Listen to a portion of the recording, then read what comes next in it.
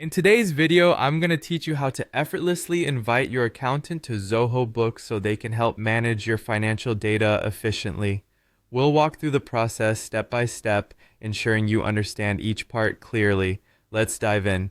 First things first, open your web browser, preferably Google Chrome, for the best experience with Zoho Books. Once it's up and running, navigate to the Zoho Books login page. Enter your credentials and log into your account. Once you're logged in, direct your attention to the top right corner of the screen. There you'll find a gear-shaped icon which represents the settings menu. Give it a click. Next, within the settings menu, look for the section labeled Users and Roles. Click on Users. Once you're on this page, you'll see the option to invite either an accountant or simply a user, depending on what's available on your interface. If it appears directly as Invite Accountant, feel free to proceed with that choice. Otherwise, select Invite User.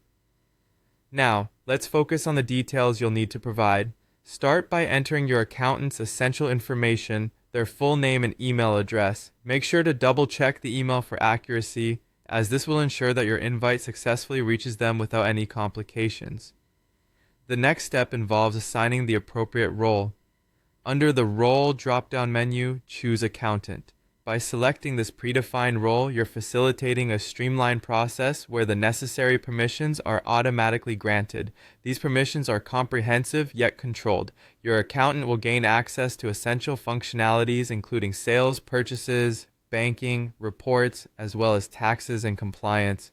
Additionally, they'll be able to handle journal entries and audit tasks. This setup allows them to view, create, and edit where it's needed, but rest assured they won't have the ability to delete your Zoho Books organization.